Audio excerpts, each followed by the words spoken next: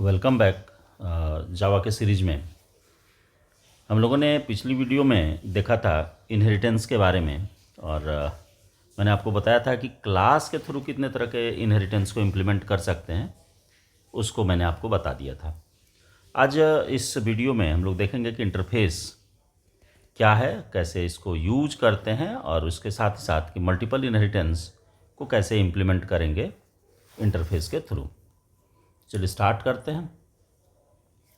तो normally interface क्या है? Interface is just like a class, but interface only contains the final variables and prototype of the methods.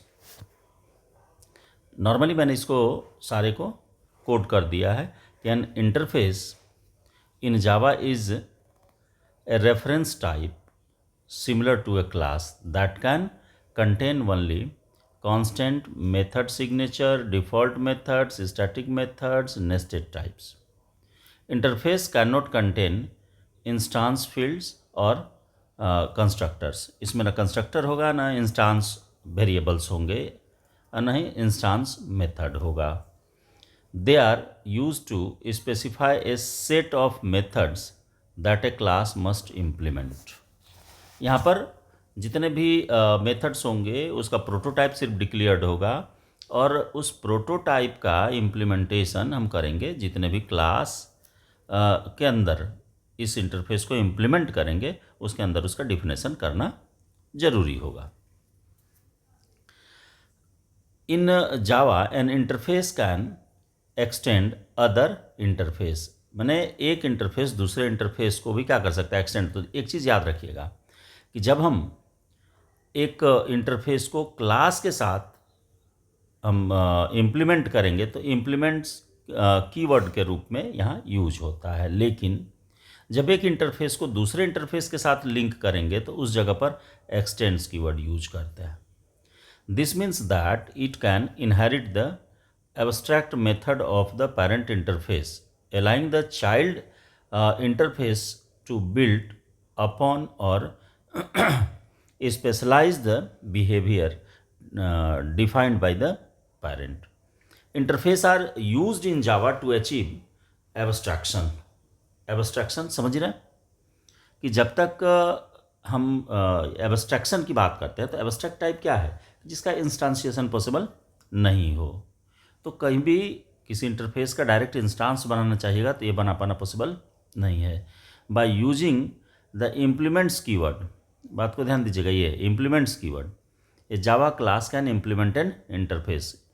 एक interface को class के साथ जब हम लिंक करेंगे तो उस जगह पर इम्प्लीमेंट्स कीवर्ड यूज करना होगा। जैसे क्लास से क्लास को किए थे तो वहाँ पर एक्सटेंड्स कीवर्ड यूज किए थे, और यहाँ पर इम्प्लीमेंट्स यूज करेंगे। लेकिन ये भी याद रखना है, एक इंटरफेस को दूसरे इंटरफेस के साथ यदि हम लिंक करेंगे तो वहाँ पर इम्प्लीमेंट्स नहीं होकर के एक्सटेंड्स कीवर्ड यूज होगा। Interfaces are use to achieve abstraction and multiple inheritance in Java. Abstraction तो बता ही दिया, और उसके साथ साथ हो गया कि मल्टीपल इनहेरिटेंस को भी अचीव करने के लिए इसको यूज करते हैं। तो अब बात आती है कि आखिर इसका सिंटैक्स क्या होगा। तो नॉर्मली यदि हम इसके सिंटैक्स को देखें तो पब्लिक इंटरफेस और इंटरफेस का नेम, और इसके नीचे हम कांस्टेंट डिक्लेरेशन और मेथड डिक्लेरेशन कर सकते हैं कि जो भी है इसको हम यहाँ पर आपको डिक्लेयर कर देंगे। अब बात आती है कि ठीक है, चलिए आपको बन जाएगा इंटरफेस, लेकिन इस इंटरफेस को हम क्लास के साथ कैसे इम्प्लीमेंट करेंगे? To implement an interface the class must use the implements keyword, ये कीवर्ड है, keyword followed by the name of the interface. For example देखिए, पब्लिक क्लास, माई क्लास, जो भी रहने का क्लास का नाम दे दिया, इम्प्लीमेंट्स और इंटरफेस का नेम दे देंगे, देन जो भी मेथड है उसको इम्प्लीमेंट करेंगे यहाँ पर। अब देखिए इसका फीचर्स क्या है, जो हम इंटरफेस यूज कर रहे हैं इसका फीचर क्या है, पहले इसको समझ लेना होगा। तो एब्स्ट्रैक्ट मेथड्स, सबसे पहला तो फीचर ये आ जाता है कि मेथड के एब्स्ट्रैक्शन में इसका यूज होता है कि all methods in an interface are implicitly abstract unless they are default और स्टैटिक मेथड। देखिए डिफ़ॉल्ट या स्टैटिक मेथड जो है वो मेथड जिसके की बॉडी को भी हमको साथ में ही डिफाइन करना पड़ेगा। तो यदि डिफ़ॉल्ट या स्टैटिक मेथड हम बना दें तो उसकी बॉडी रहेगी, लेकिन इंटरफेस के अंदर। और आप नॉर्मली यदि कोई भी मेथड डिफाइन कीजिएगा, डिक्लेयर कर सकते हैं, डिफाइन नहीं कर सकते, उसको डिफिनेशन करने के लिए, या उसका डिफिनेशन होगा जितने भी क्लास होंगे जहाँ कि इसको इम्प्लीमेंट करेंगे उस क्लास के अंदर। इसके बाद है कि नो मेथड इम्प्लीमेंटेशन।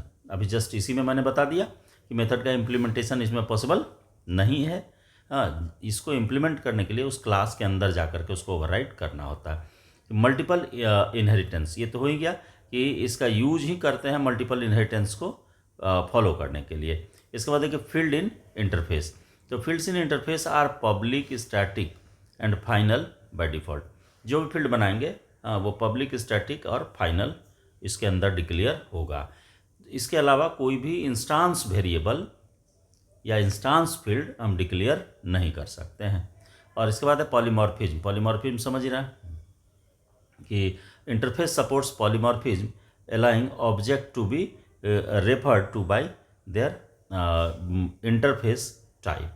हम इसको इंटरफेस के टाइप का वेरिएबल बना सकते हैं, यानी कि सिंपली हम ये कहें कि हम रेफरेंस बना सकते हैं, लेकिन कभी भी ऑब्जेक्ट का डिक्लेरेशन इसका नहीं हो सकता। तो फॉर एग्जांपल अब आप देखिए, मैंने इसमें एक साधारण सा चीज़ जोड़ा है कि क्या है कि एक एनिमल नाम का बना दिया इंटरफेस।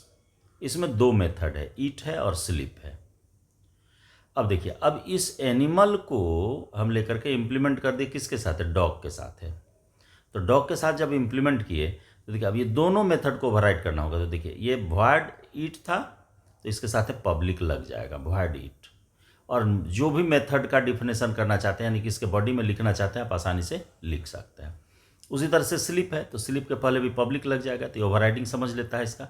ये हो गया। अब देखिए, जब इसको इस क्लास के अंदर, डॉग नाम के क्लास के अंदर इसको इम्प्लीमेंट हमने कर दिया, तो अब आ गया मेन के लिए। तो क्लास टेस्ट ले लिया, मेन में आए और देखो एनिमल, और इसका ऑब्जेक्ट रेफरेंस बना लिया हमने डॉग। किसका, एनिमल। एनिमल क्या है, इंटरफेस है। आपको मैंने जस्ट अभी बताया कि इसका रेफरेंस बन सकता है, लेकिन कभी भी ऑब्जेक्ट नहीं बन सकता।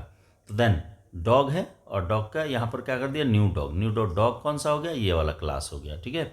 और डॉग स्मॉल जो है ये इसका यहाँ पर रेफरेंस बना, लेकिन जैसे नीव लग गया तो ये क्या हो गया कि बदल गया किस में, ऑब्जेक्ट में। अब यहाँ डॉग डॉट ईट, तो ये वाला कॉल हो जाएगा, और डॉग डॉट स्लीप, तो ये वाला मेथड कॉल हो जाएगा। तो यहाँ पर क्या हो गया कि इंटरफेस के अंदर दो मेथड है, और जिस भी क्लास के साथ उसको इम्प्लीमेंट करते हैं, यहाँ पर इस दोनों मेथड को ओवरराइड करना होता है, यानी आकर के उसको डिफाइन करना पड़ेगा। और डिफाइन, यदि मान लो कभी ऐसा सिचुएशन आ जाए कि हमको सारे दो मेथड है, एक ही मेथड को डिफाइन करना, तो एक मेथड का डिफिनेशन देना, दूसरे मेथड में आप क्या करना है, कर्ली ब्रेस ओपन क्लोज कर दें, यानी कि नल बॉडी ऑफ द मेथड। लेकिन नल बॉडी भी बतानी पड़ेगी, ओवरराइडिंग नेसेसरी है, अदरवाइज कंपाइलर जो है वो एरर जनरेट कर देगा।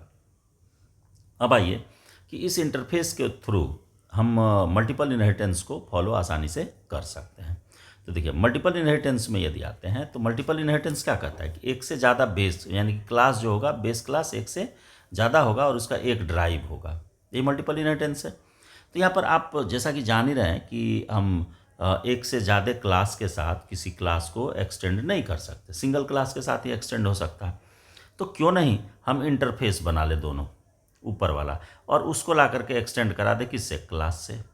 तो एक से ज़्यादा इंटरफेस से कोई भी क्लास आराम से इम्प्लीमेंट हो सकता है, ठीक है। तो देखिए अब ये तो उसी के फीचर्स को फॉलो करता है, तो आप जान ही रहे, डिफिनेशन मैंने वही उठा करके डाला जो आपको बताया था।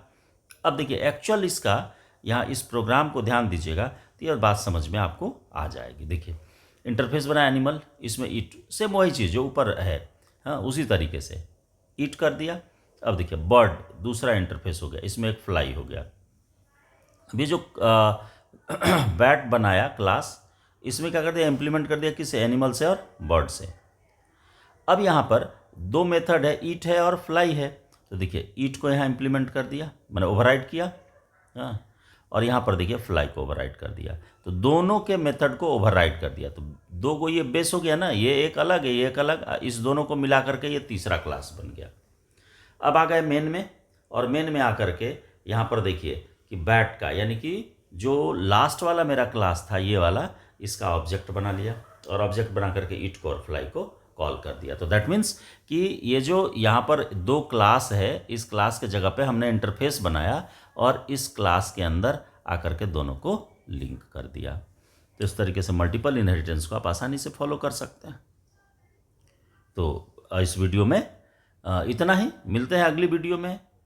कंस्ट्रक्टर का यूज कैसे होगा इनहेरिटेंस में, इसके साथ।